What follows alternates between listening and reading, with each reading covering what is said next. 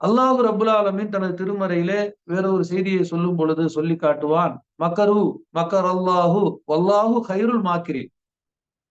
அவர்களும் சூழ்ச்சி செய்வார்கள், இவர்களும் சூழ்ச்சி செய்வார்கள், ஆனால் சூழ்ச்சியாளர்களுக்கெல்லாம் அல்லாஹ் மேலானவன். அல்லாஹு ரப்புல் ஆலமீன் ஒரு சூழ்ச்சியை செய்தான் என்று சொன்னால், எந்த சூழ்ச்சியை அந்த மக்கள் இந்த உலகத்தில் செய்வார்களோ அதே சூழ்ச்சியில் அல்லாஹ் அவர்களை விழச் செய்வான்.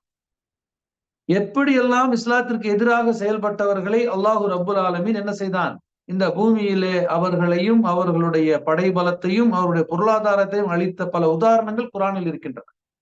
அந்த உதாரணங்களின் அடிப்படையிலே வந்து பார்க்கும் பொழுது, தாடி வைத்தவர்கள் எல்லாம் தீவிரவாதிகள் என்று சொல்ல மக்கள் எல்லாருமே இன்று தாடியோடு இருக்க வைத்தான் அல்லாஹ் ரப்புல் ஆலமீன். எப்படி ஒரு மாற்றத்தை ஏற்படுத்தினான், அதை ஒரு ட்ரெண்டாக, அதை ஒரு ஃபேஷனாக ஆனதுல இருந்து இன்னைக்கு வந்து பாத்தீங்கன்னு சொன்னா எல்லாரும் தாடி.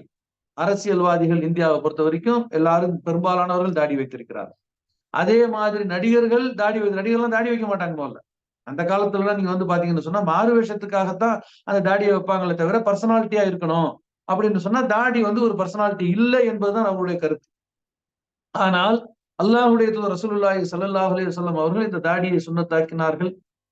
எந்த ஒரு பகுதியை நீங்கள் எடுத்துக்கொண்டாலும் முஸ்லிம்களாக இருக்கக்கூடிய இளைஞர்கள் தாடி வைப்பார்கள். வேற எந்த இளைஞர்களும் தாடி வைக்க மாட்டாங்க. இளைஞர்கள் என்று சொன்னாலே அவங்க வந்து ஷேவ் பண்ணியிருக்கணும், அழகாக தங்களை காட்டிக்கொள்ளணும் அப்படின்னு தான் வந்து நினைப்பாங்க. ஆனா முஸ்லிம்களாக இருக்கக்கூடிய இளைஞர்கள் அழகை பற்றி கவலைப்படாமல் தாடி வைத்ததை பார்த்துதான் தி மைக்கேல் ஹர்ட் என்று சொல்லக்கூடிய ஒரு ஆங்கில எழுத்தாளர், அவர் ஒரு கிறிஸ்துவராக இருந்தும் உலகில் தலை சிறந்த 100 பேர் என்ற ஒரு புத்தகத்தை எழுதுகின்றார். தி 100 என்று சொல்லி ஒரு புத்தகத்தை எழுதுகிறார். அந்த புத்தகத்தை எழுதுறதுக்கு அவர் 1000க்கும் மேற்பட்ட உலக தலைவர்களை வந்து எடுத்துக்கொள்கிறார். எடுத்து ஒவ்வொருத்தரையும் அலசுறார், ஆய்வு பண்ணுகிறார். இறுதியாக அவர் வந்து முஹம்மது நபி ஸல்லல்லாஹு அலைஹி வஸல்லம் அவர்களைத்தான் உலகில் தலை சிறந்த மாற்றங்களை ஏற்படுத்திய சீர்திருத்தவாதிகளின் பட்டியலிலே முதல் இடத்தை முஹம்மது நபி ஸல்லல்லாஹு அலைஹி வஸல்லம் அவர்களுக்கு கொடுக்கின்றார். அதில் அவர் கிறிஸ்துவராக இருந்தும் ஈசா அலைஹிஸ்ஸலாம் அவர்களுக்கு 3வது இடத்தை கொடுக்கின்றார். அப்போ வந்து ஈசா அலைஹிஸ்ஸலாமுடைய குறைபாடு என்று நாம் அங்க சொல்லவில்லை. ஈசா அலைஹிஸ்ஸலாமை பின்பற்றக்கூடியவர்கள் இந்த உலகத்துல இல்லை. கதர் இயக்கம் என்று சொல்லி கதராடை அணிய வேண்டும் என்று சொல்லி சுதேசி இயக்கத்தை எல்லாம் ஆரம்பித்து வைத்த காந்தியடிகளை எல்லாம் அவர் வந்து ஆய்வுக்கு எடுத்துக்கொண்டாலும் அந்த 100 பேர்ல காந்தியடிகளுக்கு அவர் இடம் கொடுக்கல, இடம் கொடுக்க முடியல. அப்போ உலகில் தலை சிறந்த 100 தலைவர்களில் காந்தியால் இடம்பெற முடியாமைக்கு காரணம் காந்தியுடைய குறை கிடையாது. அந்த காந்தி சொன்ன கொள்கையை பின்பற்றக்கூடியவர்கள் யாரும் இல்லைங்கிற காரணத்தை அவர் சொல்லிட்டு சொல்றாரு, இளைஞர்கள் கூட இந்த முகமது நபியை பின்பற்றுகிறார்கள். உலகத்தில் வந்து ஆன்மீகம் என்று சொன்னால் அது ஒரு வயசான கெழுடு கட்டங்க பின்பற்றக்கூடிய ஒன்று. வயசானுச்சுன்னா காசிக்கு போனோமா, கங்கையில குளிச்சோமா அப்படிங்கிற வயசாகும் பொழுதுதான் வந்து தெய்வங்களை சொல்லி அழைக்கக்கூடியவர்கள். வயசானாதான் வந்து ஹஜ்ஜுக்கு போகணும் அப்படின்னு நம்மளையும் பல பேர் தப்பா வழங்கி வச்சிருக்காங்க. ஹஜ்ஜுக்கு போனா என்ன இந்த வயசுல என்ன ஹஜ்ஜு, வயசானா போலாம் அப்படின்னு நினைச்சிருக்காங்க. இதெல்லாம் தவறான விளக்கங்கள். ஆனா அவர் ஆய்வு பண்ணும்போது பார்க்கிறார், இளைஞர்களும் தாடி வைக்கிறார்கள். என்னடா இவன் அழகை பத்தி கவலைப்படாம தாடி வச்சிருக்கிறான்னு கேட்டா, இது வந்து எங்களுடைய தூதர் காட்டி கொடுத்த வழிமுறைன்னு சொல்றான். அப்போ இன்றும் 1400 ஆண்டு காலம் கழிந்தும் அவரை பின்பற்றக்கூடிய அந்த வாழ்வியல் உயிரோடு இருக்கின்றது. இந்த உலகத்தில் அவருடைய சுண்ணத்துக்கள் வந்து எடுபட்டு கொண்டு இருக்கின்றது என்று சொல்லிதான் அவர் அந்த முதலிடத்தை கொடுக்கிறார். அதனால வந்து தாடி வைத்த முஸ்லிம்கள் விமர்சனத்துக்குள்ளானார்கள். அவர்கள் பயங்கரவாதிகளாக காட்டப்பட்டார்கள், அவர்கள் தீவிரவாதியாக காட்டப்பட்டார்கள். ஆனா அல்லாஹ் ரப்புல் ஆலமீன் சூழ்ச்சி செய்தான். என்ன சூழ்ச்சி செய்தான்? இந்த மாதிரி பேசக்கூடிய அத்தனை பேரையும் தாடி வைக்க வைத்து விட்டார். இன்று வந்து பாத்தீங்கன்னா உலகத்திற்குரிய இளைஞர்கள்ல 50% மேற்பட்டவர்கள் அல்லாஹ்வுடைய ஒரு சுன்னத் என்று அவர்கள் வைக்காவிட்டாலும் நிறைய பேர் இன்றைக்கு தாடி வைத்து அந்த தாடி என்பது ஒரு தீவிரவாதத்தின் அடையாளம் இல்லை என்று சொல்லக்கூடிய அளவிற்கு அல்லாஹ் தஆலா அதை அப்படியே மாற்றி அமைத்து விட்டார். இப்படி இஸ்லாத்திற்கு எதிராக எந்த ஒரு கொள்கையை நீங்கள் கொண்டு வந்தாலும் அவர்களுக்கு எதிராக அல்லாஹ் சூழ்ச்சி செய்வான். அதில் அவர்கள் விழுந்து விடுவார். எப்படி ஃபிரௌன் வந்து கடைசியில் வந்து நானே கடவுள் என்று சொன்னவன் அவனே காப்பாற்ற முடியாத நிலைக்கு போய் கடைசியில் வந்து தொண்டை குழிக்கு வந்து உயிர் வந்த பொழுது அவன் வந்து ஆமன்து ரப்பி மூசா வ ஹாரூன், இந்த மூசாவும் ஹாரூன் சொன்ன இறைவனை நானும் விசுவாசம் கொள்றேன் என்று அல்லாஹ் சொல்ல வைத்தானோ அந்த அல்லாஹ் மிகப்பெரியவன், அல்லாஹ் அக்பர். ஆகவே கருணை காட்டுவோம் என்ற ஒரு தலைப்பில் வந்து பேசுவதற்கு இந்த உலகத்தில் இருக்கக்கூடிய பல்வேறு மதங்களை காட்டிலும் இஸ்லாத்தில் இருக்கக்கூடிய ஒரு முஸ்லிம் தகுதியானவன் என்பதுதான் நாம் இங்க சொல்ல வரோம். அப்ப இன்றைய தலைப்பு வந்து கருணை காட்டுவோம். யாருக்கு யார் கருணை காட்டணும், ஏன் கருணை காட்டணும், கருணை காட்டுறதுனால என்ன நமக்கு வந்து நன்மை, கருணை என்பது என்ன அப்படிங்கறத பத்தி எல்லாம் நாம வந்து பார்த்தோம்னு சொன்னா சுப்ஹானல்லாஹ், இஸ்லாம் என்று சொல்லக்கூடிய அந்த மார்க்கம் கருணையுடைய மார்க்கமாக இருக்கின்றது. என்னங்க இப்படி சொல்றீங்க? இஸ்லாத்துல தான் ஏராளமான போர்கள் புரிந்திருக்கின்றார்கள், இஸ்லாத்துல தான் போர்ல நிறைய பேர் கொல்லப்பட்டிருக்கிறார்கள், அப்படி என்று ஒரு சிலர் வாதத்தை வைப்பார்கள். ஆனால் உலகத்திலே போர்களின் எண்ணிக்கையை எடுத்துக்கொண்டு நபி ஸல்லல்லாஹு அலைஹி வஸல்லம் காலத்தில் நடந்த போர்களின் எண்ணிக்கை எடுத்தீங்கன்னு சொன்னா மரணித்தவருடைய எண்ணிக்கை மிக மிக மிக மிக குறைவு. கலிங்கத்து போர் என்று நீங்கள் வரலாற்றில் படிச்சிருப்பீங்க. அசோகருடைய காலத்தில் நடந்த ஒரு போர்ல கொல்லப்பட்டவர்களுடைய 100ல் ஒரு பகுதி கூட நபி ஸல்லல்லாஹு அலைஹி வஸல்லம் காலத்தில் நடந்த 59 போர்கள்ல மக்கள் கொல்லப்படல. மக்கள் கொல்லப்பட்டவருடைய எண்ணிக்கை மிக குறைவு. எப்போது இஸ்லாத்துல போர்ல மக்களை கொல்லுவார்கள் என்று சொன்னால், எப்போது அவர்கள் நம்மை கொன்று விடுவார்கள் என்ற அச்சம் ஏற்படுகிறதோ அப்போதுதான் அவர்கள் கொல்லப்பட்டார்களே தவிர, இந்த அடிப்படையில் பார்க்கும் பொழுது இஸ்லாத்தின் அடிப்படையில் நடந்த எல்லா போர்களுமே தற்காப்பு போர்கள் என்றுதான் சொல்ல வேண்டுமே தவிர, அது நாடு பிடிக்கக்கூடிய போரோ அல்லது அடுத்த நாட்டில் இருக்கக்கூடிய அந்த செல்வத்தை கொள்ளையடிக்கக்கூடிய போராகவோ இருந்ததில்லை என்பது அந்த நபி ஸல்லல்லாஹு அலைஹி வஸல்லம் காலத்தின் போர்கள் என்ற அத்தியாயத்தை நீங்கள் எடுத்து படிக்கும் பொழுது அதை விளங்கிக் கொள்வீர்கள். அல்லாஹ்வுடைய தூதர் ரசூலுல்லாஹி ஸல்லல்லாஹு அலைஹி வஸல்லம் அவர்கள் போர்க்காலத்திலும் எவ்வாறு நடந்து கொள்ள வேண்டும் என்று அங்கு இருந்த சஹாபாக்களுக்கு, அந்த போர் வீரர்களுக்கு தளபதியாக நின்று பாடம் எடுக்கின்றார்கள். பெண்களை கொல்லக்கூடாது, குழந்தைகளை கொல்லக்கூடாது, மத குருமார்களுக்கு என்ன செய்யணும், மரியாதை கொடுக்கணும், நீர்நிலைகளை அழிக்க கூடாது, மரங்களை வெட்டக்கூடாது, விளைநிலங்களை சேதப்படுத்தக்கூடாது என்றெல்லாம் சுப்ஹானல்லாஹ் உலகத்தில் எந்த ஒரு போரிலும் பின்பற்ற முடியாத, பின்பற்றுவதற்கு வாய்ப்பே இல்லாத விஷயங்களை எல்லாம் இஸ்லாத்துல அல்லாஹ்வுடைய நபி ஸல்லல்லாஹு அலைஹி வஸல்லம் செய்து காட்டினாங்க. சும்மா வெறுமனே பேசிட்டு போகல, செய்து காட்டி இருக்கிறாங்க. அப்ப செய்து காட்டி இருக்கிறாங்க. கருணையோடு தான் அவர்கள் போரும் புரிந்திருக்கிறார்கள் என்று சொன்னால், மகா அலெக்சாண்டர் என்று நாம் வரலாற்றுல படிப்போம். அவர் கொன்ற மக்களுடைய எண்ணிக்கை எவ்வளவு? ஹிட்லர் எத்தனை பேரை கொண்டு இருக்கிறார்? அப்ப உலகத்துல வாழக்கூடிய எல்லாருமே அவர்கள் தன்னுடைய ஆட்சிக்காகவும் அதிகாரத்திற்காகவும் அல்லது அவருடைய கொள்கைக்கு எதிரானவர்கள். அவங்க ஒரு இசத்துல இருக்கிறாங்க, அவங்க ஒரு மார்க்கத்துல இருக்கிறாங்க. அது சிலுவை போர். சிலுவை போர் என்று சொல்றது ஏன் கிறிஸ்துவ போர் என்று சொல்லப்படுவதில்லை? அப்படி அவங்க அதை என்ன செய்யறாங்க, எஜுகேட் பண்றாங்க. ஆனால் இதே இஸ்லாம் சம்பந்தப்பட்ட எந்த ஒரு போராக இருந்தாலும் அங்கே அல்லாஹ் என்று சொல்லக்கூடிய வார்த்தையை சொல்லுவது, அல்லாஹ் அக்பர் என்ற வார்த்தையை காட்டுவது, இதை காட்டி அதை மார்க்கத்தோடு இணைத்து விடுவது. உதாரணத்திற்கு முஸ்லிம்கள் தங்களுடைய ஒரு நாட்டுக்காக சுதந்திரத்துக்காக போராடினா சுதந்திர போர் தானே தவிர அது இஸ்லாமிய போர் கிடையாது. சுதந்திரத்துக்காக எல்லாரும் பல நாட்டு சுதந்திர போர் நடந்திருக்குது. எத்தனையோ நாடுகள்ல சுதந்திரத்துக்காக மக்கள் போராடி இருக்கிறாங்க. அதுல நிறைய பேர் மரணித்து இருக்கிறாங்க, நிறைய பேரை கொன்னு இருக்கிறாங்க. அப்ப அந்த நியாயம் அநியாயம் என்பதை நாம அந்த மக்களுடைய அந்த நிலையை வைத்துதான் நம்ம தீர்மானிக்கணுமே தவிர அவர்கள் சார்ந்திருக்கக்கூடிய மார்க்கத்தை வைத்து நாம் எடுத்துக்கொள்ள முடியாது. ஆகவே கருணையோடு வாழக்கூடிய ஒரு மார்க்கம் இஸ்லாமிய மார்க்கம் கருணையை பிறருக்கு எந்த வகையிலெல்லாம் போதித்திருக்கிறது என்பதை பார்க்கும் பொழுது அல்லாஹ் ரப்புல் ஆலமீன் கருணை என்பது தன்னிடம் இருக்கக்கூடிய ஒரு குணம் என்று சொல்லி காட்டுகிறார். கருணை என்று சொன்னால் இது தனக்குரிய ஒரு குணம், என்னிடத்தில் இருக்கக்கூடிய ஒரு குணம், நான் விரும்பக்கூடிய ஒரு குணம், இந்த குணம் உங்களிடத்தில் இருக்கிற வேண்டும் என்று ஆசைப்படுகின்றார். அப்ப அல்லாஹ் ரப்புல் ஆலமீன் தனது திருமறையில சூரத்து அன்ஆம் 6வது அத்தியாயத்துல 54வது வசனத்துல சொல்லும் பொழுது, கதப ரப்புக்கும் அலா நஃப்ஸிஹிர் ரஹ்மா, இறைவன் என்ன செய்து விட்டான் என்று சொன்னால், உங்களுடைய இறைவன் உங்களுக்கு அருள் புரிவதை, உங்கள் மீது கருணை காட்டுவதை, உங்கள் மீது இரக்கம் கொள்வதை தன் மீது கடமையாக்கி கொண்டான். அல்லாவே தனக்கு கடமையாக்கிட்டான். அல்லாஹ் எப்படி நமக்கு ஒரு காரியத்தை கடமையாக்குறான்? வேலை தொழுவுங்க, ரமலான் மாசத்துல நோன்பு வைங்க, செல்வம் அதிகமா இருந்தா நீங்க 2% ஜக்காத்து கொடுங்க, காசு பணம் கையில இருந்தா நீங்க என்ன செய்யுங்க, ஹஜ்ஜுக்கு போயிட்டு வாங்க என்றெல்லாம் நமக்கு எப்படி விஷயங்களை அல்லாஹ் கடமையாக்கினானோ அதே போல் அல்லாஹ் தனக்கும் சில காரியங்களை கடமையாக்கி கொண்டான். அதுல ஒன்று மக்கள் மீது கருணை காட்டுவதை அல்லாஹ் தனக்கு தானே கடமையாக்கி கொண்டதாக தனது திருமறையிலே சூரத் அன்ஆம் என்ற 6வது அத்தியாயத்தில் அல்லாஹ் ரப்புல் ஆலமீன் சொல்லி காட்டுகின்றார். அல்லாஹ்வுடைய தூதர் ரசூலுல்லாஹி ஸல்லல்லாஹு அலைஹி வஸல்லம் என்ன சொல்லி காட்டுறாங்க?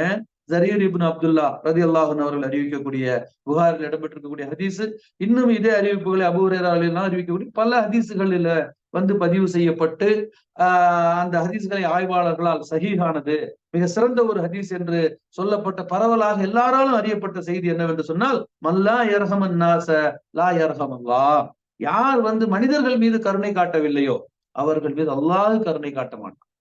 அப்ப அல்லாஹ் நம் மீது கருணை காட்ட வேண்டும் என்ற ஒரு எண்ணம் ஒருவருக்கு இருந்தால் அவர் என்ன செய்யணும்? பிற மனிதர்கள் மீது அவர் என்ன செய்யணும்? கருணை காட்ட வேண்டும். மனிதர்களோடு மட்டுமல்ல, எல்லா உயிரினங்கள் மீதும் கருணை காட்ட வேண்டும் என்று இஸ்லாம் வலியுறுத்துகின்றது. அப்போ கருணை என்றால் என்ன? அதே அர்த்தமுடைய இரக்கம் என்றால் என்ன? அருள் என்றால் என்ன? இது எல்லாத்துக்கும் அரபியில வந்து இந்த ரஹ்மா, எர்ஹம் அல்லா, எர்ஹம் என்ற அந்த வார்த்தை வரும். அப்ப எல்லா இடத்துக்கும் இதே பொருளா என்று கேட்டால், அல்லாஹ்வுடைய அருள் என்று சொல்லக்கூடியது இறைவன் மனிதர்கள் மீது காட்டுவதுதான் அருள். ஒரு மனுஷன் ஒரு மனுஷன் மீது நான் உனக்கு அருள் புரிந்திருக்கிறேன்னு சொல்லக்கூடாது. என்னென்றால் அருள் என்று சொன்னால் எந்த விஷயத்தில் அல்லாஹ்வுக்கு நம் மீது அதிகாரம் இருக்கின்றது. உதாரணத்துக்கு நாம ஒரு தவறு பண்றோம், அல்லாஹ் பாதுகாக்கணும். அதற்கு தண்டிக்கக்கூடிய ஆற்றல் அல்லாஹ்வுடைய கையில இருக்குது. அதிலிருந்து அல்லாஹ் மன்னிக்கிறான் பாருங்க. இது கருணையோ இரக்கமோ இல்லை, இது வந்து அருள். அப்ப அதே நேரத்துல ஒரு மனிதன் இன்னொரு மனிதன் மீது ஏதேனும் அநீதி இழைத்து விட்ட பொழுது அவனுக்கு தண்டிக்கக்கூடிய அதிகாரம் வந்து அவன் மன்னித்து விட்டு அவன் அருள் புரிந்தார்னு சொல்லலாமா? சொல்லக்கூடாது. இது அல்லாஹ்வுக்கு மட்டுமே உரியதுதான் அருள். அதுவும் வந்து அல்லாஹ்வுடைய ரஹ்மத்து, ரஹம் என்றுதான் நாம வந்து விளங்கணும். ஆனால் இதே தமிழ்ல வந்து நம்ம என்ன சொல்லுவோம்? இரக்கம் என்று சொல்லுவோம். இரக்கம் என்பதும் கருணை என்பதும் வார்த்தையால் வேறுபடுகின்றது. கருணை என்பது என்னவென்று சொன்னால் மற்றவர்களுக்காக நாம் படக்கூடிய ஒரு கவலை. கருணை என்பது என்ன? நீங்க எதுவுமே செய்யாட்டியும் அடுத்தவங்களுக்காக நீங்க கவலை கொண்டு அல்லாஹ்விடத்துல துவா செய்தாலும் நீங்க கருணையாளர் தான். அதுக்கு அல்லாஹ்விடத்துல கூலி இருக்கின்றது. ஒரு பகுதியில மக்கள் பாதிக்கப்படுறாங்க, நீங்க ஓடி போய் உதவ முடியல, ஆனா நீங்க என்ன செய்றீங்க? அவர்களுக்காக துவா செய்றீங்க. அப்ப நீங்கள் யாரு? மற்றவர்களுக்காக கருணை காட்டக்கூடிய ஒரு மனிதராக இருக்கிறீங்க. அப்ப இப்படி மக்களுக்காக கருணை காட்டக்கூடியவர்களாகவும் ஏனைய உயிரினங்களிடத்திலே கருணை காட்டக்கூடியவர்களாம் இருக்கு. இரக்கம் என்பது என்ன? நேரடியாக உதவுவது. ஒரு இடத்துல வந்து ஒரு மக்களுக்கு பாதிப்பு ஏற்படுது, அதை பத்தி ஒருத்தர் இருக்கிறார், இரக்கம் இல்லாத மனுஷன் சொல்ல முடியாது. பக்கத்துல ஒரு விஷயம் நடந்து அதை கண்டுக்காம போறான் பாருங்க, அவன் தான் இரக்கமற்றவன். ஒருத்தர் வந்து விபத்துல ரோட்ல கிடக்குறாரு, அவருக்கு போய் உதவி பண்ணலைன்னா அவனுக்கு இரக்கம் இல்லை என்பதை நாம் முடிவு பண்ணிடலாம். ஏன்? பார்க்கிறான், ஒரு உதவி தேவைப்படுகின்றது, ஒரு பிராணியே வந்து நொண்டிக்கிட்டு போகுது, அல்லது அதுக்கு வந்து தாகம் எடுத்திருக்கு, தண்ணி இல்லாம இருக்குது. இப்ப இதை பற்றி வந்து ஒரு கவலையே இல்லாம ஒருத்தன் போறான்னு சொன்னா இவன் இரக்கமற்ற மனிதன் என்று தமிழ் மொழியை பொறுத்த வரைக்கும் இரக்கம் என்று சொன்னால் மற்றவர்களுடைய இந்த துன்பத்திலே பங்கு கொள்வது, மற்றவருடைய சோகத்தை குறைப்பதற்கு உதவி செய்வது, அவர்களுக்கு நம்மால் முடிந்த அளவுக்கு ஒரு சில துன்பங்கள் இருக்கின்றது, அதை அவங்களால நீக்க முடியாது. ஆனா அவங்க கிட்ட பேசி அவங்களுடைய துன்பத்தை வந்து குறைக்க முடியும். அது எப்படி குறைக்க முடியும்னு சொன்னா ஒரு அறிஞன் வந்து சொல்லி காட்டுகின்றான். இன்பமாக நீங்கள் இருக்கும் பொழுது அதை வந்து பங்கு போட்டுக்குங்க. அதனால என்ன ஆகும்னு கேட்டீங்கன்னா அது அதிகமாகும். துன்பமாக இருக்கும் பொழுது அதை நீங்கள் பங்கு போட்டால் அது கூடாது, அது குறையும்.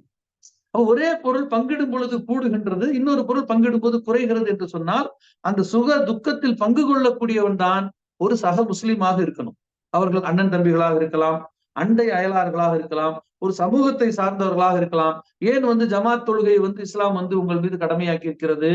ஜமாத்தா நீங்க வந்து ஐவேளை தொழுகைக்கும் போகும் பொழுது அங்க நீங்க ஒரு சிலரை ஒரு சில நேரத்துல சந்திக்க முடியாம போயிடும். ஏன் இன்னார காணோம்? அப்ப இன்னொருத்தர் சொல்லுவாரு, இல்லைங்க அவருக்கு 2 நாளா உடம்பு சரியில்லை. உடனே என்ன செய்யணும்? அவர் போய் நீங்க பார்க்கணும். நீங்க போய் பார்க்கறதுனால அவங்களோட நோய் போயிடுமா? இல்ல. அவங்களுடைய மனம் வந்து குளிர்ந்து விடும். நம்ம நோயாளியாக இருக்கும் பொழுது, நம்ம யாராச்சும் வந்து சந்திக்கும் பொழுது அதை நாம வந்து உணர முடியும். ஆகவே நோயாளியாக இருக்கக்கூடியவர்களை சந்திப்பதை இஸ்லாம் ஏன் கடமையாக்குகிறது என்று சொன்னால், இது ஒரு கருணை காட்டக்கூடிய விஷயம். இது ஒரு மனிதன் மீது இறக்கப்படக்கூடிய விஷயம். ஒரு மனிதன் உடல்நிலை சரியில்லாமல் இருக்கும் பொழுது நம்ம போய் சந்திச்சோம்னு சொன்னா, நமக்காக வானவர்கள் துவா செய்றாங்க என்று அல்லாஹ்வுடைய தூதர் ரசூலுல்லாஹி ஸல்லல்லாஹு அலைஹி வஸல்லம் சொல்லி காட்டுகின்றார்கள். ஆகவே நாம அடுத்தவர்கள் மீது கருணை கொள்ள வேண்டும், இரக்கப்பட வேண்டும். அவர் இப்படிப்பட்ட ஒரு சிந்தனையைத்தான் அன்றாடம் ஒருவர் மற்றவர் மீது பகிர்ந்து கொள்ளுங்கள் என்று அல்லாஹ்வுடைய தூதர் ரசூலுல்லாஹி ஸல்லல்லாஹு அலைஹி வஸல்லம் சொல்லி காட்டுறாங்க. அஸ்ஸலாம் சொல்லும் பொழுது அஸ்ஸலாமு அலைக்கும் என்று ஒருவர் சொன்னால் அவருக்கு 10 நன்மைங்கிறாங்க. அஸ்ஸலாமு அலைக்கும் சொன்னா என்ன கிடைக்கும்? 10 நன்மை கிடைக்கும். அஸ்ஸலாமு அலைக்கும் ரஹ்மத்துல்லா சொன்னால் 20 நன்மை கிடைக்கும். அஸ்ஸலாமு அலைக்கும் ரஹ்மத்துல்லாஹி வ பரக்காத்துஹு என்று சொன்னால் 30 நன்மை கிடைக்கும் என்று சொல்லுகிறார்கள் என்று சொன்னால், அப்ப அஸ்ஸலாமு அலைக்கும் வ ரஹ்மத்துல்லாஹி என்று சொல்லும் பொழுது அல்லாஹ்வுடைய ரஹ்மத்தை நாம வந்து கேட்கிறோம். யாருக்காக கேட்கிறோம்? அடுத்தவங்களுக்காக கேட்கிறோம், அண்ணன் தம்பிகளுக்காக கேட்கிறோம், அண்டை வீட்டாருக்காக கேட்கிறோம், உலகத்திற்குடைய எல்லா மக்களுக்காகவும் கேட்கிறோம். எதை கேட்கிறோம்? அல்லாஹ்வுடைய சாந்தியும் சமாதானத்தை தொடர்ந்து அல்லாஹ்வுடைய அருள் உங்கள் மீது கிடைக்கட்டும், அல்லாஹ்வுடைய கருணை உங்களுக்கு கிடைக்கட்டும் என்று பிறருக்காக கருணையை நாம வந்து வேண்டோம். இது அல்லாஹ்வுக்கு மிகவும் பிடித்தமானது. ஒரு மனுஷன் ஒருத்தருக்காக ஒரு துவா செய்யும் பொழுது அல்லாஹ் அதை வந்து விரும்புகின்றான். விரும்பினா என்ன செய்கிறான் அல்லாஹ் தாலா? நீங்க கேட்டதை கேட்டவருக்கும் கொடுக்குறான், அதற்கு பிறகு உங்களுக்கும் கொடுக்குறான். மையஷ்ப ஷபாஹத்தன் ஹசனா குல்லஹு நசீபும் மின்ஹா. அல்லாஹ் ரப்பல் ஆலமீன் தனது திருமறையில சொல்லி காட்டுகின்றான். ஒரு மனிதன் இன்னொரு மனிதனுக்காக அல்லாஹ்விடத்தில் பரிந்துரை செய்தால், யா அல்லாஹ் இன்னாருக்கு உடல்நிலை சரியில்லை, அவருக்கு நீ நோய் நிவாரணத்தை வழங்குவாயாக. யா அல்லாஹ் இன்னாருக்கு பண கஷ்டமாக இருக்கின்றது, அவருக்கு உரிய செல்வத்தை தருவாயாக. யா அல்லாஹ் இன்னாருடைய குழந்தைகளுக்கு திருமணம் ஆகாமல் இருக்கிறது. மனுஷனோட தேவைன்னு பாத்தீங்கன்னா சுப்ஹானல்லாஹ், ஒண்ணு ரெண்டு இல்ல, ஒவ்வொரு ஆளுக்கும் 50 தேவைகள் இருக்கு. ஒரு பேப்பரை கொடுத்து உங்களுக்கு என்னெல்லாம் வேணும்னு சொல்லுங்க, அவங்க எழுதுவாங்க. என்கிட்ட வந்து வாகனம் இல்ல, என்கிட்ட வந்து என்னுடைய குழந்தைக்கு உடம்பு சரியில்லை, என்னுடைய குழந்தையுடைய படிப்புக்கு செலவுக்கு காசு இல்ல, எனக்கு வந்து உடல்ல வந்து நோய் இருக்கிறது, 1008 பிரச்சனைகள் எல்லாருக்கும் இருக்கு. பிரச்சனை இல்லாத மனுஷனே இல்ல. அப்ப இப்படிப்பட்ட இந்த பிரச்சனைகள் எல்லாம் பிறருக்காக நாம் துவா செய்யும் பொழுது, அதே போன்ற பிரச்சனைகள் நம்மிடத்தில் இருந்தால் அல்லாஹு ரப்புல் ஆலமீன் நமக்கும் அதை என்ன செய்கின்றான், தீர்த்து வைத்து விடுகின்றான். ஆகவே மையஸ்வ ஷஃபாஹத்தன் ஹசனா யகுல்லஹு நசீபு மின்ஹா, நீங்கள் பிறருக்காக ஒரு விஷயத்தை அல்லாஹ்விடத்துல பரிந்துரை செய்தால் அல்லாஹ் உங்களுக்கும் என்ன செய்வான், அதிலிருந்து தருவான் என்று அல்லாஹு ரப்புல் ஆலமீன் நமக்கு வாக்களிக்கின்றான். அப்ப நாம் என்ன செய்கின்றோம் அன்றாடம், அஸ்ஸலாமு அலைக்கும் வரஹ்மத்துல்லாஹ், அல்லாஹ்வுடைய அருளை பிறருக்காக நாம் வேண்டுகின்றோம். பதிலுக்கு அவர் என்ன செய்கின்றார், அலைக்கும் சலாம் ரஹமத்துல்லா, அவரும் நமக்காக அல்லாஹ்விடத்திலே அருளை தேடுகின்றார். ஆகவே இந்த கருணை என்பது, இது அர்த்தம் தெரிந்து சொல்லும் பொழுது எவ்வளவு வந்து உளப்பூர்வமா இருக்கும் உங்களுக்கு. வெறுமனே வந்து சொல்லாம அர்த்தம் தெரியும் பொழுது இது வந்து புரியும். ஆகவே இஸ்லாம் என்று சொன்னாலே அது பிறர் நலத்தை நாடக்கூடிய ஒரு விஷயம். இஸ்லாத்துக்கு அர்த்தமே என்னன்னு கேட்டா, பிறர் நலம் நாடுதல். நம்முடைய நலனை மட்டும் நாம வந்து கருத்துல கொள்ளக்கூடாது, பிறர் நலனை நாட வேண்டும். அப்ப பிறர்ங்கிற இடத்துல யார் வர்றாங்க, உலகத்தினுடைய எல்லா மக்களும் வந்துடுறாங்க. அப்ப பிறர் நலனை நாடாத வரைக்கும் ஒரு இடத்தில் இஸ்லாம் முழுமையாக இருக்கிறது என்று சொல்ல முடியாது. அப்ப இஸ்லாம்ங்கிறது எதுல இருந்து வருது உங்களுக்கு, ஈமான்ல இருந்து வருது. ஒரு இடத்துல ஈமானே இல்ல, அவர் இடத்துல வந்து இஸ்லாம் இருந்து என்ன பயன், எந்த பயனும் கிடையாது. அப்ப ஈமான் வந்து முழுமை அடையணும்னு சொன்னா அவரிடத்துல சில காரியங்கள் இருக்கணும். அல்லாஹ்வுடைய தூதர் ரசூலுல்லாஹி ஸல்லல்லாஹு அலைஹி வஸல்லம் ஒரு நாள் ஒரு மனிதர் தண்ணீர் அருந்து விட்டு அந்த கிணற்றுக்கு வெளியே வரும் பொழுது அங்கே ஒரு நாய் தாகத்தின் காரணமாக ஈர மண்ணை நக்கி கொண்டிருக்கின்றது. பிராணிகள் என்ன செய்யும், மனுஷனா தான் செய்வான், தண்ணி இல்லாட்டி என்ன செய்வான், மண்ணு ஈரமா இருக்கு, அது எந்த ஒரு தண்ணியும் இல்ல, ஆனா அந்த நாய் என்ன செய்யுது, அந்த ஈர மண்ணை நக்குது. இப்ப கூட இந்த வெயில் நாள்ல வந்து பார்த்தோம், பல இடங்கள்ல பறவைகள் வந்து மயங்கி விழுந்த பொழுது அங்கு பணியில் இருக்கக்கூடிய காவலர்கள், போலீஸ்காரர்கள் தமிழ்ல சொன்னா, அவங்க வந்து அந்த தண்ணி எடுத்து அந்த குருவிக்கு கொடுத்ததெல்லாம் நம்ம வந்து பாக்குறோம். அப்ப எந்த அளவிற்கு வந்து எல்லாத்துக்கும் தண்ணி தேவைப்படுகின்றது. ஒரு பாம்பு வந்து என்ன செய்யுது, தாகத்துல இருக்குது, அவருக்கு ஒருத்தர் பாட்டில தண்ணி கொடுக்குறது, அது குடிக்குது. இதெல்லாம் பார்த்திருக்கீங்களா? அப்ப இது வந்து இரக்கப்படுதல், கருணை காட்டுதல், ஏனைய உயிரினங்களிடத்திலே கருணை காட்டுதல். இப்படிப்பட்ட நிலைகள் இந்த வெப்பத்துல வந்து தண்ணிக்காக மக்கள் கஷ்டப்படுறாங்க, விலங்குகள் கஷ்டப்படுறாங்க, பறவைகள் கஷ்டப்படுறாங்க. அவங்களுக்காக அங்கங்க தண்ணீருடைய அந்த ஒரு நிலையை அமைத்து அங்க தண்ணீரை சேர்த்து வைத்தால் இது அல்லாஹ்விடத்தில் மிகப்பெரிய ஒரு கூலிக்குரிய விஷயம். எந்த அளவிற்கு என்று சொன்னால் அல்லாஹ்வுடைய நபி ஸல்லல்லாஹு அலைஹி வஸல்லம் சொல்லி காட்டுறாங்க, ஒரு மனிதர் தன்னுடைய தாகத்திற்காக கிணற்றிலே போனார், தண்ணீர் அருந்தினார், திரும்ப வந்தார். வரும் பொழுது அங்கே ஒரு நாய் ஈரமண்ணை நக்குவதை கண்டார். ஈரமண்ணை என்ன செய்து நக்கிக்கிட்டு இருக்குது. அப்ப இது வந்து தண்ணி இல்லாம தான் நக்கிட்டு இருக்குங்க விளங்கி, எந்த ஒரு பாத்திரமும் இல்ல. சாக்ஸ்னா அந்த காலத்துல தோலாலான சாக்ஸ் இருந்தாலும் தண்ணி முள்ளலாம். அதுல வந்து நம்ம ஷூல எப்படி தண்ணி முள்ள முடியும், அந்த மாதிரி தோலாலான அந்த இதுல போய் தண்ணியை கொண்டு வந்து நாய்க்கு வந்து குடிக்க கொடுக்குறார். அல்லாஹ்வுடைய தூதர் ரசூலுல்லாஹி ஸல்லல்லாஹு அலைஹி வஸல்லம் சொல்லி காட்டுறாங்க, இவ்வாறு அந்த காலுறையில் இருந்து தண்ணீர் புகட்டி அந்த மனிதனுக்கு அல்லாஹ் கருணை காட்டி அவரை சொர்க்கத்தில் புகுத்தினான். அந்த மனிதர் நரகத்துக்குரிய காரியத்தெல்லாம் செஞ்சிருக்கிறாரு, எல்லாத்தையும் அல்லாஹ் மன்னிச்சுட்டான். எதுக்கு, ஒரு நாய்க்கு தண்ணீர் கொடுத்ததுனால. அப்போ ஒரு நாய்க்கு தண்ணீர் கொடுத்தாலே வந்து அல்லாஹ் நம் மீது கருணை காட்டுகிறான் என்று சொன்னால், ஒரு மனிதனுடைய தேவையை தீர்த்து வைக்கக்கூடியவர்களாக நாம் ஆக வேண்டும் என்பதை இந்த ஹதீஸ் நமக்கு வலியுறுத்துகின்றது. இன்னும் அல்லாஹ்வுடைய தூதர் ரசூலுல்லாஹி ஸல்லல்லாஹு அலைஹி வஸல்லம் மிக தெளிவாக சொல்லி காட்டுகின்றார்கள், பூமியில் உள்ளவர்கள் மீது நீங்கள் கருணை காட்டுங்கள். பூமியில் என்ன இருக்குது, எறும்புல இருந்து யானை வரைக்கும், திமிங்கலத்துல இருந்து மனுஷன் வரைக்கும் எல்லா உயிரினங்களும் இருக்குது. அப்ப பூமியின் மீது இருக்கக்கூடிய உயிரினங்கள் மீது நீங்கள் கருணை காட்டுங்கள், வானத்தில் உள்ளவன் உங்கள் மீது கருணை காட்டுவான் என்று அல்லாஹ்வுடைய தூதர் ரசூலுல்லாஹி ஸல்லல்லாஹு அலைஹி வஸல்லம் முஸ்லிம்களுக்கு வலியுறுத்தி இருக்கின்றார்கள். ஆகவே ஒரு முஸ்லிம், நான் இன்னாருக்குத்தான் கருணை காட்டுவேன், இன்னார் மீது தான் இரக்கம் கொள்ளுவேன், இந்த உயிரினங்கள் மீது தான் இரக்கம் கொள்ளுவேன் என்று சொல்ல முடியாது. உதாரணத்திற்கு பன்றியுடைய இறைச்சி ஒரு முஸ்லிம் சாப்பிடக்கூடாது. ஒரு பன்றி தாகத்துல இருந்தா என்ன செய்யணும், தண்ணி கொடுக்கணும். ஒரு நாயை வீட்டுல வளர்க்க கூடாது, ஆனா ஒரு நாய் பசியோட இருந்தா அதுக்கு உணவு கொடுக்கணும். அதெல்லாம் ஒரு உயிரினங்கள். அதையெல்லாம் சில காரணங்களுக்காக அல்லாஹ் படைத்திருக்கிறான். எந்த காரணத்துக்காக படைச்சாங்கிறது வேணா நமக்கு தெரியாம இருக்கலாம், ஆனா அல்லாஹ் ரப்புல் ஆலமீன் ஏதோ ஒரு காரணத்துக்காக அவர்களை படைத்திருக்கின்றான். அதுவும் அல்லாஹ்வால் படைக்கப்பட்ட உயிரினங்கள் தான் என்ற காரணத்தினால் அந்த உயிரினங்கள் மீது நாம் இரக்கம் காட்ட வேண்டும். ஆனால் அதே நேரத்துல பிற உயிரினங்கள் மீது இரக்கம் காட்டுகிறேன் என்று சொல்லி அதற்காக மனிதர்களுக்கு எதிராக அது ஆகிவிடக் கூடாது. இதை ஏன் நான் சொல்ல வர்றேன்னு கேட்டா, நம்ம இந்தியாவை பொறுத்த வரைக்கும் பசுவை வந்து தெய்வமாக வணங்குவதாக சொல்லுகின்றார். பசுவை நீங்கள் தெய்வமாக வணங்குவது உங்களுடைய நம்பிக்கை. அதற்காக உலகத்தில் இருக்கக்கூடிய பசுக்களை எல்லாம் நீங்கள் விலைக்கு வாங்கி கொண்டால் உங்களுடைய சொந்த உயிரினமா போயிடும்.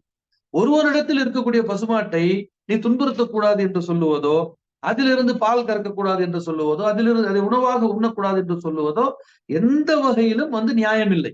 ஆனால் அதை நியாயப்படுத்தி செயல்படுத்திக் கொண்டிருக்கின்றார்கள்.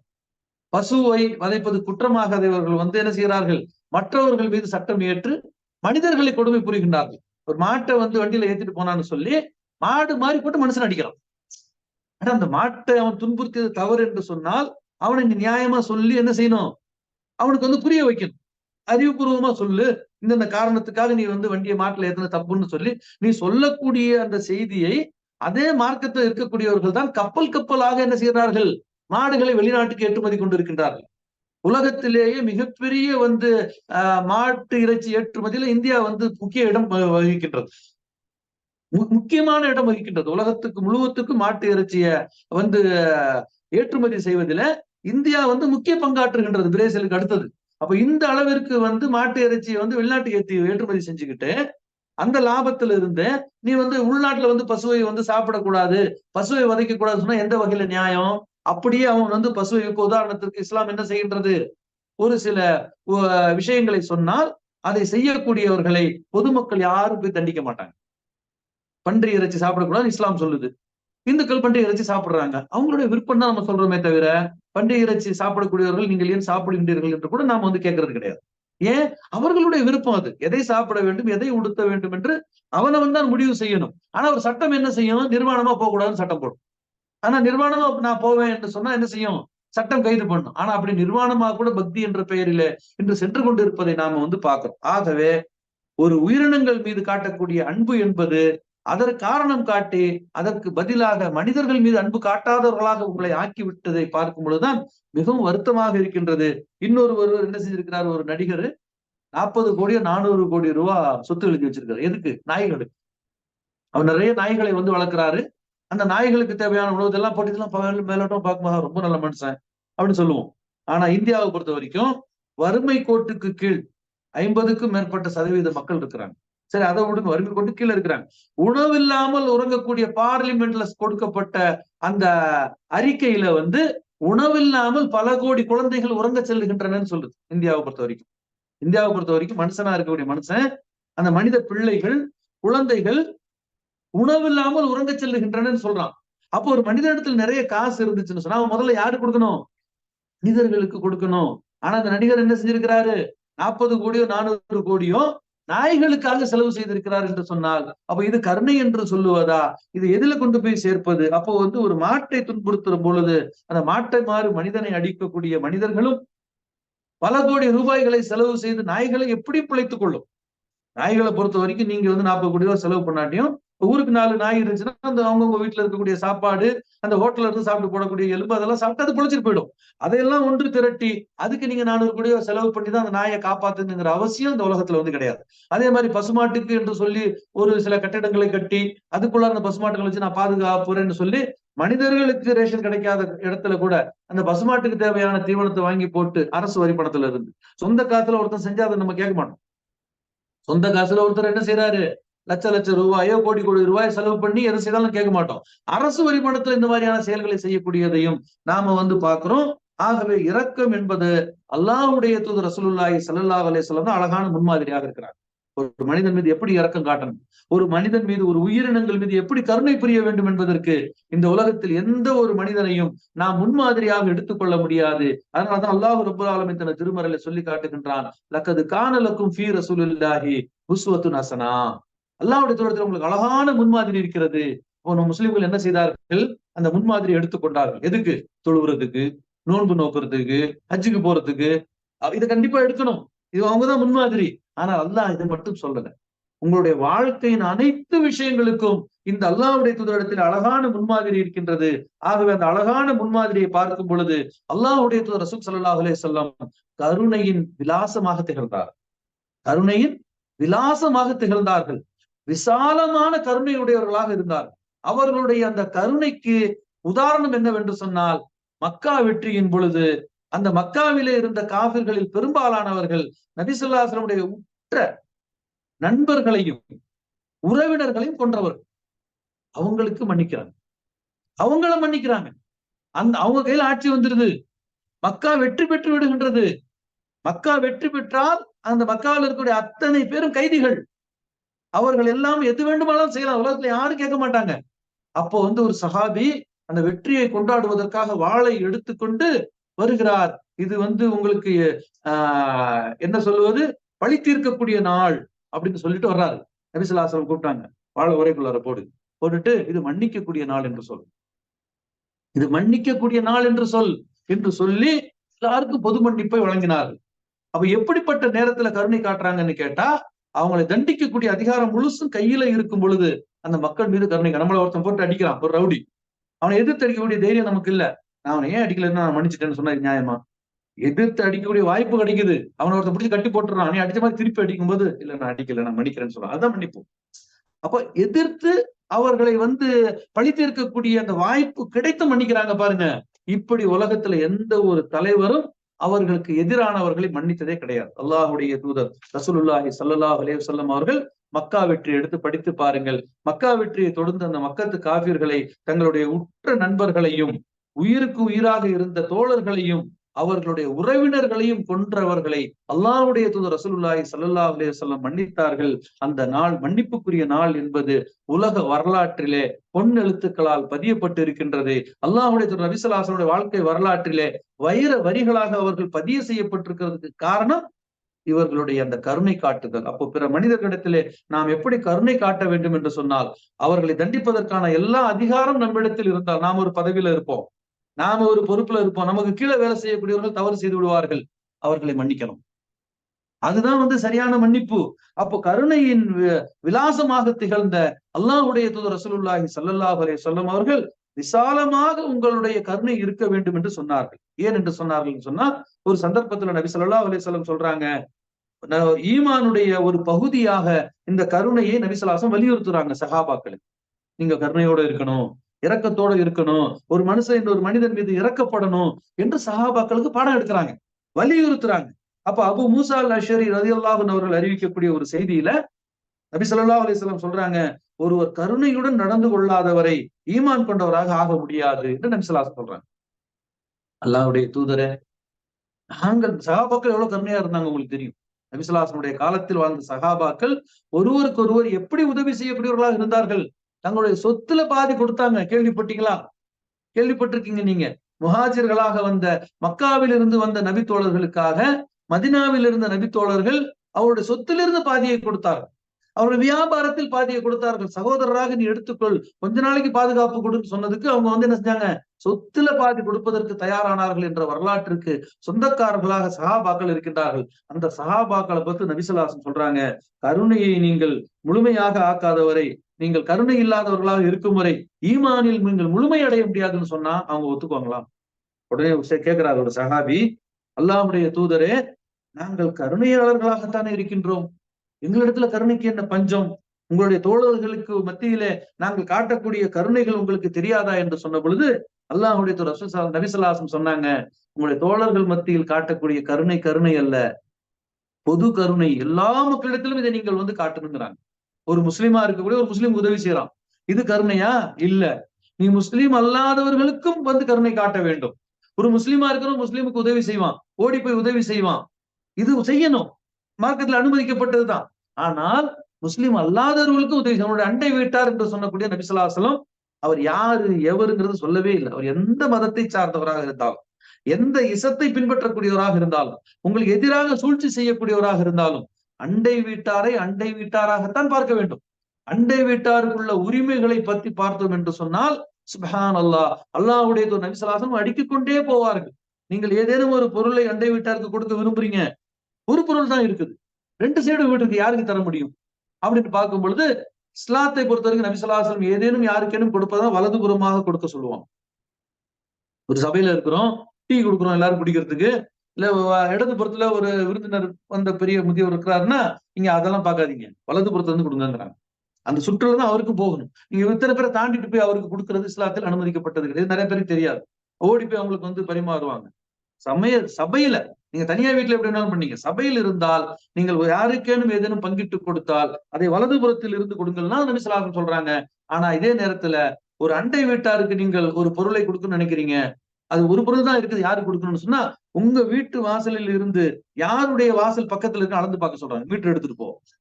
முன்னால ஒரு வீடு இருக்கு, பின்னால ஒரு வீடு இருக்கு, வலது பக்கம் இடது பக்கம் ஒரு வீடு இருக்கு. எந்த வீட்டு வாசல் உன் வீட்டு வாசலுக்கு மிக பக்கமா இருக்குதோ அவங்களுக்கு கொடுங்குறாங்க. சுபஹானல்லாஹ். அதை தாண்டி உங்க வீட்டு பக்கத்துல ஒருத்தர் இருக்கிறாரு, உங்களுக்கு அவருக்கு ஆகல, உங்க வீட்டுல முருங்கைக்காய் இருக்குது, ஒரு 4 முருங்கைக்காய் பக்கத்து வீட்டு கொடுத்தா என்ன செய்றீங்க? இந்த வீட்டை தாண்டி நீங்க அந்த வீட்டுல போய் கொடுத்தீங்கன்னா நீங்க ஒரு முஸ்லீம் கிடையாது. ஒரு முஸ்லீம் என்று சொன்னா அவர்கிட்ட பல பக்குவம் இருக்கணும். இது என்ன செய்யணும்? யாருடைய வீட்டு வாசல் உங்க வீட்டுக்கு பக்கத்துல இருக்குதோ அவருக்கு அதை கொடுங்க. நாளைக்கு அவங்க வீட்டுல இருக்கக்கூடிய மாங்காய் உங்களுக்கு கொடுப்பாங்க. அன்பு என்ன ஆகும்? அதிகமாகும். அப்ப அவர் யார் எவருங்கிறத பார்த்து நீங்க செஞ்சீங்கன்னு சொன்னா முஸ்லீம் கிடையாது. தான் சஹாபாக்களுக்கு சொல்றாங்க நபி ஸல்லல்லாஹு அலைஹி வஸல்லம். முஸ்லிம்களுக்கு நீங்க உதவி செய்து கொள்ளுகின்றீர்கள், தோழர்கள் மத்தியில் அன்பாக இருக்கின்றீர்கள், கருணையாக இருக்கின்றீர்கள், ஒருவர் மற்றவருக்காக எதையும் கொடுக்க தயாராக இருக்கின்றீர்கள். ஆனா இது ஈமானுக்கு பத்தாது, இன்னும் கொஞ்சம் வேணும். அது என்ன? பொதுவான ஒரு கருணை உங்களிடத்துல வர வேண்டும்ங்கிறாங்க. பொது கருணை என்பது என்ன? எல்லா உயிரினங்களிடத்திலும் நீங்கள் கருணை காட்ட வேண்டும். குறிப்பாக மனிதன் என்று வந்து விட்டால் அவனை மனிதனாகத்தான் பார்க்க வேண்டுமே தவிர அவன் எந்த இயக்கத்தை சார்ந்தவன், எந்த கட்சியை சார்ந்தவன், எந்த இசத்தை சார்ந்தவன், எந்த மதத்தை சார்ந்தவன், எந்த நாட்டை சேர்ந்தவன், இதெல்லாம் பார்க்கவே கூடாது. மனுஷனா பார்க்கணும் என்ற மனித நேயத்தை சஹாபாக்களுக்கு ஆழமாக அவருடைய உள்ளத்தில் நபி ஸல்லல்லாஹு அலைஹி வஸல்லம் பதிய வைத்தார். இன்னும் சொல்ல போனால் தனிப்பட்ட முறையில் நபி ஸல்லல்லாஹு அலைஹி வஸல்லம் இரக்கம் என்று சொன்னால் அதை பற்றியே நாம் ஒரு மணி நேரம் பேசலாம். அந்த அளவுக்கு நபி ஸல்லல்லாஹு அலைஹி வஸல்லம் அந்த இரக்கம் இருக்கின்றது. ஆனால் அந்த தலைப்புக்கு ஏற்றவாறு சுருக்கமாக நாம் எடுத்துக்கொண்டோம் என்று சொன்னால் அல்லாஹ்வுடைய தூதர் ரசூலுல்லாஹி ஸல்லல்லாஹு அலைஹி வஸல்லம் அவர்கள் எந்த அளவுக்கு ஒரு கடமையான ஒரு தொழுகையை தொழ வைக்கிறாங்க. பெண்கள் பகுதியில குழந்தை அழுகுற சத்தம் கேட்குது, சொல்லி தொழுகும் பொழுது தொழுகையை சுருக்கிக் கொள்கின்றார். சொல்றாங்க, நான் ஒரு நீண்ட தொழுகையை தொழ வைக்க வேண்டும் என்று உள்ளம் நாடுகின்றது. நான் ஓத துவங்குகின்றேன், குழந்தை அழுகின்றது. எதுக்கு அழுகுது? குழந்தையை பாலுக்கு அழுகுது. அந்த குழந்தையை அழுகும் பொழுது அந்த தாயோட மனசு எவ்வளவு பாடுபடும். அதை கருத்தில் கொண்டு என்ன செய்யறாங்க? உலகத்துல எந்த ஒரு வணக்க வழிபாட்டையும் ஒரு குழந்தை அழுவதற்காக விட்டு கொடுப்பாங்களா? எந்த ஒரு மார்க்கத்திலேயாச்சும்? ஏதாச்சும் ஒரு குழந்தைய தூக்கிட்டு போமா, இங்க நான் குழந்தைய தூக்கிட்டு இது பண்றேன், பால்கள் கொடுத்து ஓரமா போய் கொடுப்பீங்க, சாமி கும்பிடுறது தெரியலையா அப்படின்னு சொல்லுவார்கள். இது நம்ம ஏன் ஒப்பிட்டு காட்டுகின்றோம்? சிந்தனைக்கு கொண்டு வருகின்றோம். நபி ஸல்லல்லாஹு அலைஹி வஸல்லம் எப்படிப்பட்டவர்கள், முஹம்மது நபி ஸல்லல்லாஹு அலைஹி வஸல்லம் எப்படிப்பட்ட செயலுக்கு இந்த உலகத்திற்கே வணக்க வழிபாட்டை கற்றுக் கொடுக்க வந்தவர். வணக்கம் தான் முக்கியம், ஆனா அங்க முக்கியமா பார்க்கல. அவங்க சொல்றாங்க, நீண்ட தொழுகையை தொழ வைக்க வேண்டும் என்று என்னுடைய உள்ளம் நாடும் பொழுது ஒரு குழந்தையின் அழுகுரலை நான் கேட்கும் பொழுது என்னுடைய தொழுகையை நான் சுருக்கிக் கொள்ளுகின்றேன் அப்படின்னு சொன்னா எந்த அளவுக்கு இரக்கமுடையவர்களாக, பிறர் மீது கருணை காட்டக்கூடியவர்களாக அல்லாஹ்வுடைய தூதர் ரசூலுல்லாஹி ஸல்லல்லாஹு அலைஹி வஸல்லம் இருந்தார்கள். ஒரு கிராமவாசி நபி ஸல்லல்லாஹு அலைஹி வஸல்லம் குழந்தைகளுக்கு முத்தமிடுவதை பார்த்து நீங்க குழந்தைகளுக்கு எல்லாம் முத்தமிடுகின்றீர்கள் என்று சொல்றாங்க. அப்ப நபி ஸல்லல்லாஹு அலைஹி வஸல்லம் சொன்னாங்க, உன்னுடைய உள்ளத்தில் இருந்து அல்லாஹ் இரக்கத்தை நீக்கிவிட்டால் அதற்கு நாம் என்ன செய்வது அப்படிங்கிறாங்க. இது அல்லாஹ்வுடைய தூதர் நபி ஸல்லல்லாஹு அலைஹி வஸல்லம் அழகான முன்மாதிரிகள். முன்மாதிரிக்கு முன்மாதிரிங்கிறத கேள்விப்பட்டிருக்கீங்களா? நபி ஸல்லல்லாஹு அலைஹி வஸல்லம் முன்மாதிரி நம்ம கேள்விப்பட்டிருக்கிறோம். முன்மாதிரிக்கு முன்மாதிரி தான் சஹாபாக்கள். அது யாரு? உமர் ரலியல்லாஹு அன்ஹு அவர்கள் என்ன செய்யறாங்கன்னு கேட்டா, ஒரு மனிதருக்கு ஒரு பதவியை கொடுக்க நினைக்கிறாங்க. அப்ப அவரை பத்தி விசாரிக்கும் பொழுது குழந்தைகளிடம் அவர் கடுமையாக நடந்து கொள்வார். நம்ம கிட்ட நிறைய பேர் இருக்கிறாங்க, வீட்டுக்கு வந்தாலே பிள்ளைங்க எல்லாம் போய் ஓடி ஒளிஞ்சிரும். அப்பா அவர் ஓடுன்னு சொல்லிட்டு அதே மாதிரி அவர் உள்ள நுழைஞ்சாரு வீடு எல்லாம் அதிரும். அப்படியே இந்த பொருள் அங்கே கிடக்குது, அங்க கிடக்குது, அப்படி இந்த மாதிரி மனிதர்கள் நிறைய பேர் இருக்கிறாங்க. இந்த மாதிரி இருக்கிறவங்க பொறுப்புலையும் இருக்கிறாங்க. மேனேஜரா இருப்பாங்க, அவங்களை பார்த்து வேலை செய்யக்கூடிய ஒவ்வொருத்தரும் பயப்படுவோம். மேனேஜர் கூட்டாலும் அப்படியே ஆடுவான். ஏன் ஒரு மனுஷன் இன்னொரு மனுஷனை பார்த்து பயப்படணும்? ஏன் பயப்படணும்? அவனுடைய பொறுப்பு அவனுக்கு, உன்னுடைய பொறுப்பு உனக்கு. அவன் அந்த வேலையை செஞ்சா வச்சுக்க, இல்லாட்டி அவனை விட்டு, இல்லாட்டி அவனை சொல்லி புரிய வை. இதுதானே முறை. அப்போ உமர் ரலியல்லாஹு அன்ஹு என்ன செய்யறாங்கன்னு கேட்டா, அவரை பத்தி விசாரிக்கும் பொழுது குழந்தைகளிடம் அவர் கடுமையாக நடந்து கொள்வார்னு சொன்ன உடனே, உன்னுடைய குழந்தைகளிடத்திலே இரக்கம் காட்டாத நீ பொதுமக்கள்கிட்ட என்ன இரக்க குணத்தை காட்டு, உனக்கு இந்த பதவியை தர முடியாதுன்னா. அப்ப அல்லாஹ்வுடைய தூதர் நபி ஸல்லல்லாஹு அலைஹி வஸல்லம் நமக்கு முன்மாதிரி என்று சொன்னார். முன்மாதிரியின் ஒரு முன்மாதிரியாக, முன்மாதிரிக்கு நமக்கு இன்னொரு முன்மாதிரி, எப்படி அந்த முன்மாதிரி எடுத்துக்கொள்ள வேண்டும்? நபி ஸல்லல்லாஹு அலைஹி வஸல்லம் காலத்துல அப்படி சம்பவம் நடக்கல. அந்த முன்மாதிரியை எடுத்து உமர் ரலியல்லாஹு அன்ஹு செயல்படுத்தி காட்டினாங்க. அவருடைய ஆட்சி காலத்தில் ஒருவருக்கு பதவி கொடுக்கும் பொழுது அவர் தன்னுடைய குழந்தைகளிடமே இரக்கமற்றவராக இருப்பார் என்று சொன்னால், பொது மக்களிடத்திலே எப்படி அவர் இரக்கமாக நடந்து கொள்வார், கருணையை எப்படி காட்டணும்? அரசாட்சியை பொறுத்த வரைக்கும் எந்த ஒரு பொறுப்பை கொடுத்தாலும் அவங்க மக்களை பற்றி கவலைப்படக்கூடியவர்களாக இருக்கு. உதாரணத்துக்கு ஒரு கட்சி ஜெயிச்சு வந்துருது, ஒரு இலாக்காவை எடுத்து ஒரு நல்லா செய்யறாருன்னு சொன்னா எதிர்கட்சியாக இருந்தாலும் அவங்களுக்கு அந்த பதவியை கொடுக்கணும். அந்த பண்பு வரணும் நமக்கு. நாட்டுக்கு நன்மை செய்யணும். மொத்தத்துல அந்த கட்சி தோந்து போயிடுச்சு. ஆனா அந்த கட்சியில் இருக்கக்கூடிய ஒரு நபர் இந்த இலாக்காவை எடுத்து நல்ல முறையில செயல்படுத்துறாருன்னு சொன்னா அந்த இலாக்காவை அவர்கிட்ட வந்து கொடுக்கக்கூடிய ஒரு நிலை எப்போது வருகின்றதோ அப்போதுதான் உண்மையான ஜனநாயகம் என்று அதை சொல்ல முடியும். உண்மையிலே ஜனநாயகமாக அந்த மக்கள் ஏற்கனவே ஒரு மந்திரியாக இருந்தார், இந்த பதவியை நல்ல முறையில் செய்தார் என்று மக்கள் தேர்ந்தெடுக்கிறாங்க. வேற பகுதியில தோந்து போய் அந்த கட்சி தோன்றதுனால அவர் அந்த பதவியை இழக்கிறார் என்று சொன்னால் அது உண்மையான ஜனநாயகம் கிடையாது. உண்மையான ஜனநாயகம் மலர வேண்டும் என்று சொன்னால் அந்த தகுதிக்கேற்றவர்கள் அந்த ஆட்சியாளர்களாக அமைய வேண்டும். ஆகவே நல்ல தலைவர்கள் தேர்ந்தெடுக்க வேண்டும். நல்ல தலைவர்களை மக்கள் தேர்ந்தெடுக்கும் பொழுது ஏனைய தலைவர்கள் அவர்களை ஆதரிக்க வேண்டும். இப்போதுதான் என்ன செய்ய முடியும்? நாட்டுக்கு நன்மை பிறக்கும். எதுக்காக நீங்க கட்சி ஆரம்பிச்சீங்க? நாட்டு மக்களுக்கு நல்லது செய்யறதுக்கு. எதுக்காக தேர்தலை வைக்கிறீங்க? நாட்டு மக்களுக்கு நல்ல தலைவரை தேர்ந்தெடுக்கிறதுக்கு. அப்ப நல்ல தலைவர் மக்கள் தேர்ந்தெடுத்தாங்க. அப்ப நீங்க ஏன் அவருக்கு ஒரு பொறுப்பு தரல? இல்ல அந்த கட்சி தோந்துருச்சு, அதுக்கு அவர் பொறுப்பா? சிந்திச்சு பார்க்கணும் இல்லையா? அப்ப சிந்தித்து பார்த்தோம் என்று சொன்னால் நன்மை யார் செய்தாலும் அதை பாராட்டக்கூடிய ஒரு மனநிலைக்கு மக்கள் வர வேண்டும். அல்லாஹ்வுடைய தூதர் ரசூலுல்லாஹி ஸல்லல்லாஹு அலைஹி வஸல்லம் வந்து சொல்லி காட்டுறாங்க, ஒரு பூனையை ஒரு பெண்மணி கட்டி போட்டதன் மூலம் நரகம் சென்றாள். பூனையை வளர்ப்பது மார்க்கத்தில் அனுமதிக்கப்பட்டிருக்கிறது, ஆர்வமூட்டப்பட்டிருக்கு. பூனை வளர்க்கலாம், தப்பு கிடையாது. நாயை தான் வீட்டுல வளர்க்கக்கூடாது. காடுகள்ல, தோட்டங்கள்ல, ஆடு மாடு மந்தைகள்ல நாயை வளர்த்துக்கலாம், தப்பு கிடையாது. வேட்டையாடுறதுக்குலாம் நாயை பயன்படுத்துறதுக்கு மார்க்கம் வழிவகுத்து கொடுக்கின்றது. நாய் கவ்விட்டு வருது, அதன் மூலம் வந்து அந்த உயிர் வந்து பாதிக்கப்பட்டிருக்க கூடாது. அதுல இருந்து நாய் எதையும் சாப்பிட்டு இருக்க கூடாது. ஒரு துண்டு கடிச்சிருச்சு, ஒரு மானை பிடிச்சிட்டு வந்துச்சு, தொடையில இருந்து 100 கிராமுக்கு நாய் சாப்பிட்டுச்சுன்னா அது ஹராம் ஆயிடும். இப்ப இப்படி பல சட்டங்களை எல்லாம் வந்து வேட்டையாடுவதற்கு நாயை பயன்படுத்தலாம். நம்மளுடைய தோட்டம் துறவுகளில பாதுகாப்புக்கு நாயை வச்சுக்கலாம், ஆடு மாடுகளுடைய மந்தைகளுக்கு பாதுகாப்புக்கு நாயை வச்சுக்கலாம் என்று சொல்லக்கூடிய மார்க்கம் வீட்டுல வளர்க்க வேணாம்னு சொல்லுது.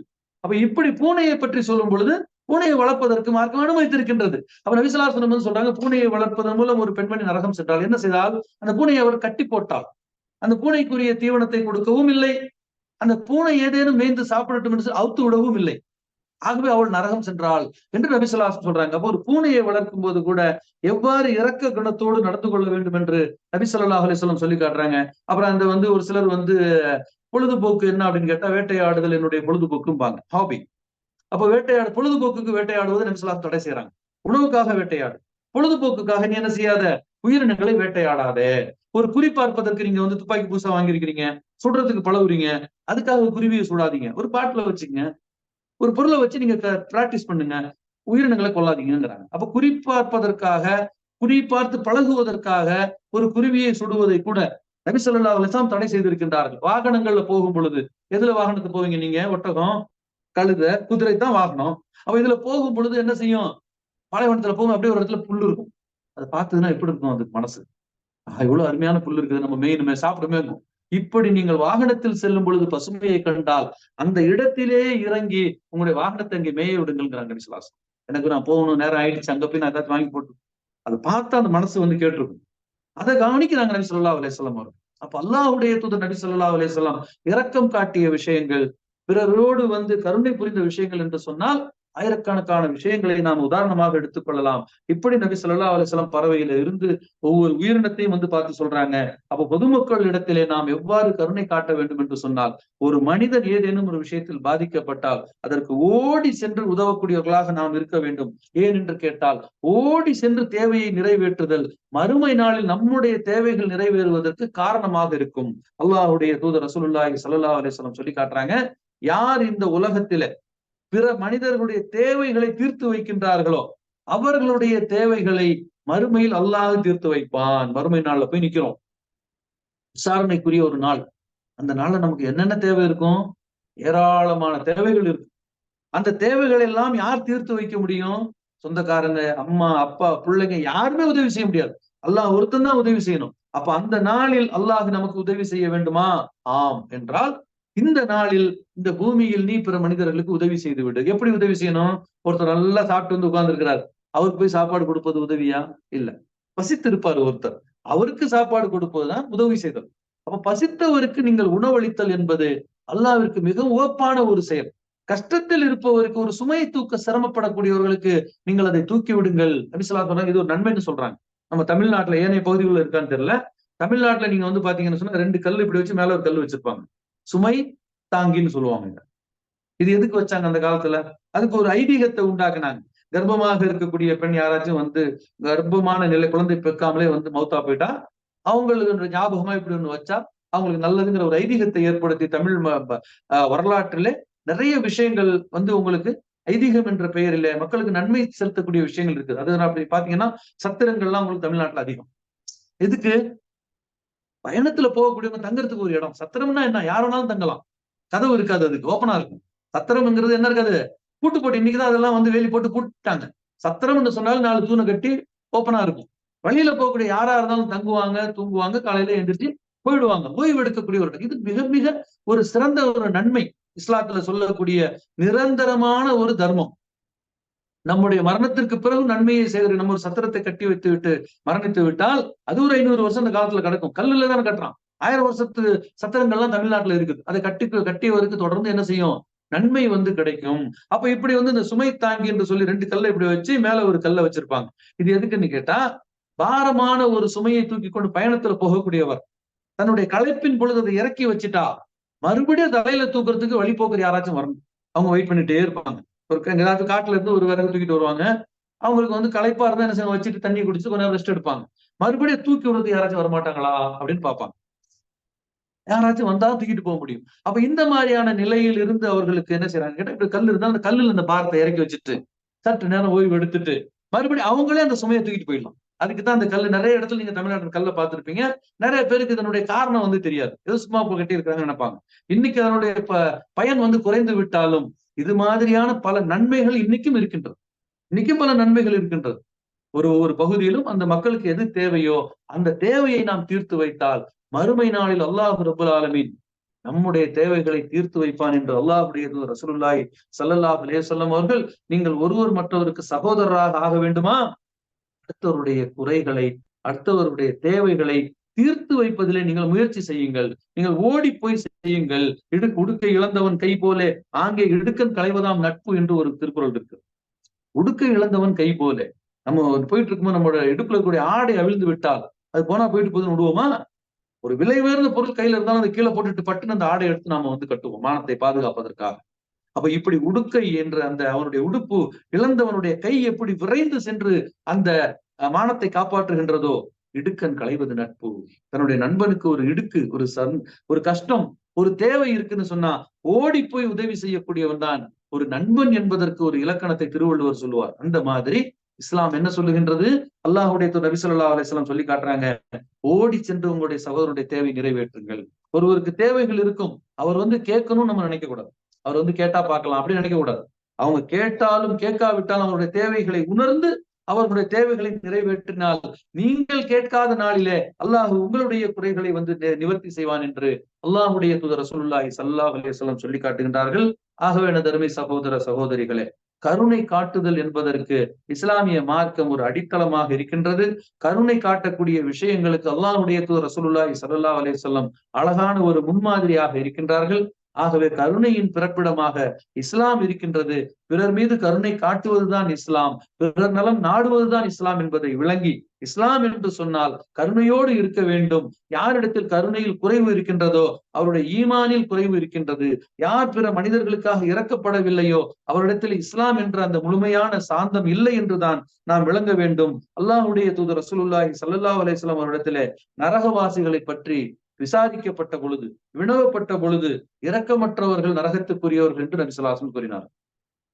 யாரிடத்துல இரக்கம் இல்லாம இருக்கிறானோ அவன் நரகத்துக்குரியவன். காரணம் அவனுடைய செயல்கள்லாம் அப்படிதான் இருக்கு. பாக்குறோம், ஒரு மனிதனை போட்டு அடிக்கிறான். இன்னைக்கு வந்து உலகத்துல வந்து பாக்குறோம்.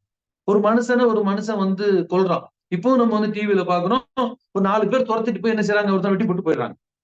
எதுக்காக வெட்டப்பட்டான்னு அவனுக்கு தெரியல. வெட்டினவன் காசை வாங்கிட்டு வெட்டுறான், காரணம் என்னங்கிறது தெரியல.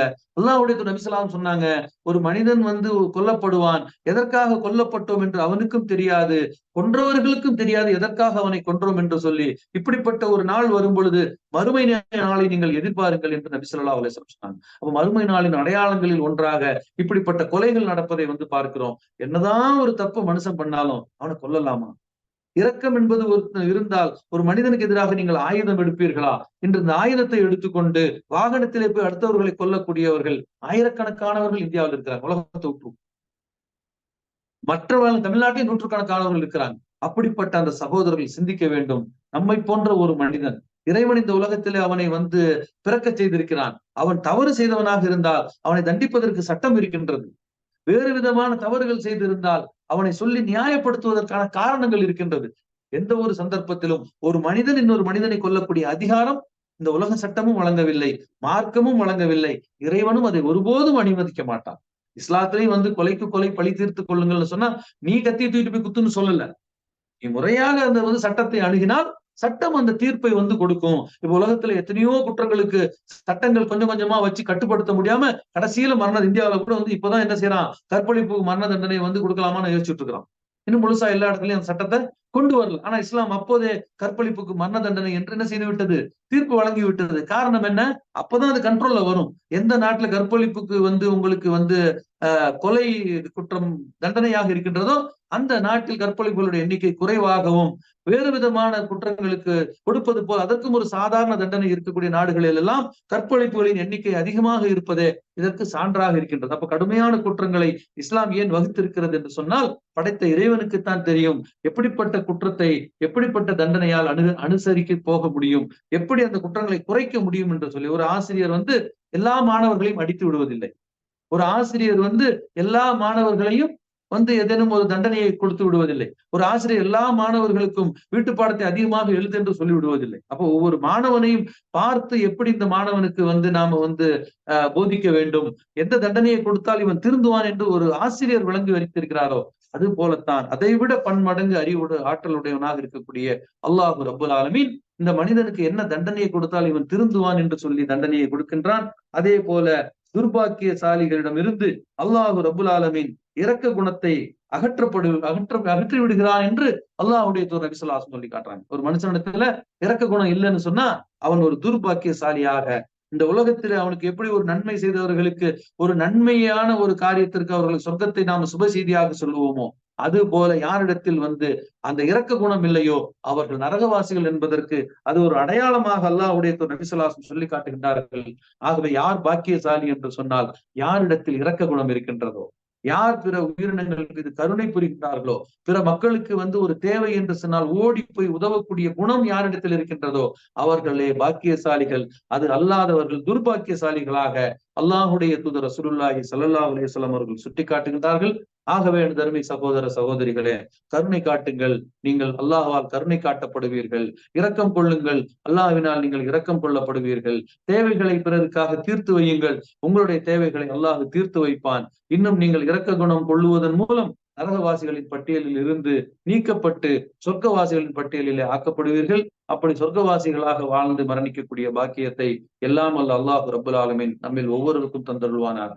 வாஹிரு தாவான் அனில் ஹம்துலில்லாஹி ரப்பில் ஆலமீன். அகூலு கௌலி ஹாதா அஸ்தக்ஃபிருல்லாஹி லி வ லக்கும்.